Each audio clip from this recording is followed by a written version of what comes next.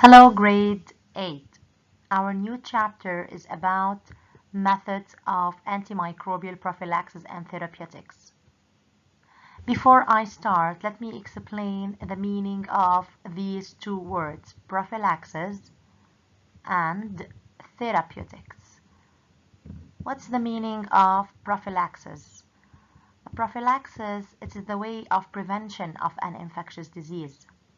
On the other hand, therapeutics means the way of treatment or the cure of the infectious disease. Activity 1, it's about vaccination and serotherapy. We already learned that the immune system provides defense against pathogens or foreign substances that invade the body.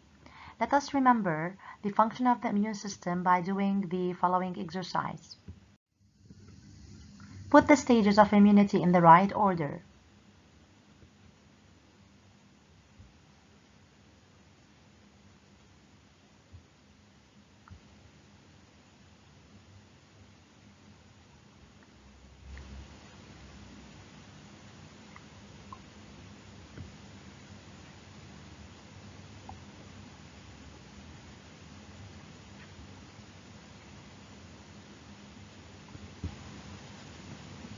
Okay, let us check the answers.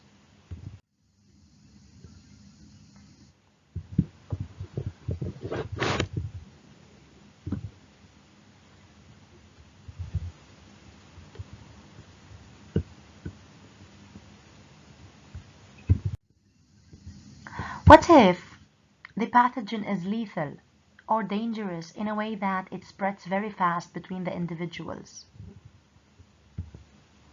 In this case, the immune system needs help. Why? Because if you observe this graph, you will notice that upon a first contact with the pathogen, the body needs around 12 days to produce a high amount of antibody, which is too much for the body to handle in case the pathogen is lethal. So how can we help the immune system and how can we prevent such dangerous pathogens? One way is vaccination. To understand what vaccination is, we have to see the following video.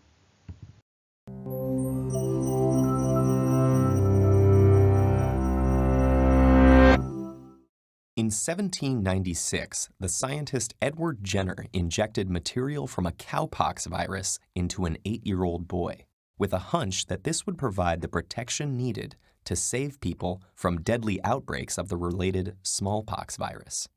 It was a success. The 8-year-old was inoculated against the disease, and this became the first ever vaccine. But why did it work? To understand how vaccines function, we need to know how the immune system defends us against contagious diseases in the first place. When foreign microbes invade us, the immune system triggers a series of responses in an attempt to identify and remove them from our bodies. The signs that this immune response is working are the coughing, sneezing, inflammation, and fever we experience, which work to trap, deter, and rid the body of threatening things like bacteria. These innate immune responses also trigger our second line of defense, called adaptive immunity. Special cells called B cells and T cells are recruited to fight microbes and also record information about them, creating a memory of what the invaders look like and how best to fight them. This know-how becomes handy if the same pathogen invades the body again. But despite this smart response, there's still a risk involved. The body takes time to learn how to respond to pathogens and to build up these defenses. And even then, if a body is too weak or young to fight back when it's invaded, it might face very serious risk if the pathogen is particularly severe. But what if we could prepare the body's immune response, readying it before someone even got ill? This is where vaccines come in. Using the same principles that the body uses to defend itself, scientists use vaccines to trigger the body's adaptive immune system without exposing humans to the full-strength disease. This has resulted in many vaccines, which each work uniquely, separated into many different types. First, we have live attenuated vaccines. These are made of the pathogen itself, but a much weaker and tamer version. Next, we have inactive vaccines, in which the pathogens have been killed. The weakening and inactivation in both types of vaccine ensures that pathogens don't develop into the full-blown disease. But just like a disease, they trigger an immune response, teaching the body to recognize an attack by making a profile of pathogens in preparation. The downside is that live attenuated vaccines can be difficult to make, and because they're live and quite powerful, people with weaker immune systems can't have them, while inactive vaccines don't create long-lasting immunity. Another type, the subunit vaccine, is only made from one part of the pathogen, called an antigen, the ingredient that actually triggers the immune response. By even further isolating specific components of antigens, like proteins or polysaccharides, these vaccines can prompt specific responses. Scientists are now building a whole new range of vaccines called DNA vaccines. For this variety, they isolate the very genes that make the specific antigens the body needs to trigger its immune response to specific pathogens. When injected into the human body, those genes instruct cells in the body to make the antigens. This causes a stronger immune response and prepares the body for any future threats.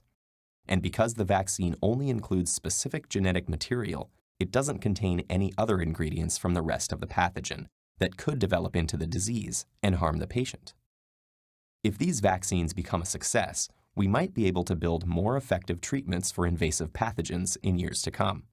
Just like Edward Jenner's amazing discovery spurred on modern medicine all those decades ago, continuing the development of vaccines might even allow us to treat diseases like HIV, malaria, or Ebola one day.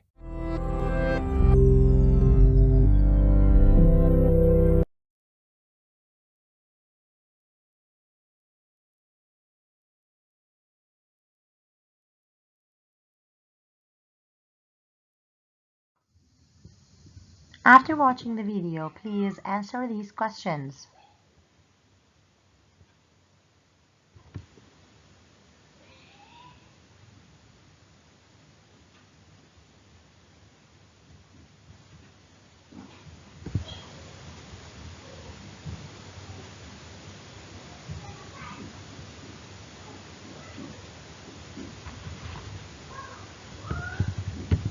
Okay, after you watch the video and answer the questions, we can now construct the concept map of vaccine.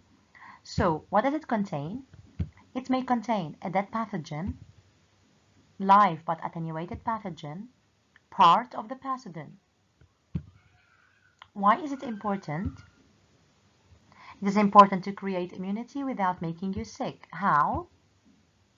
By making the white blood cells produce antibodies that are specific to the pathogen. When should it be given?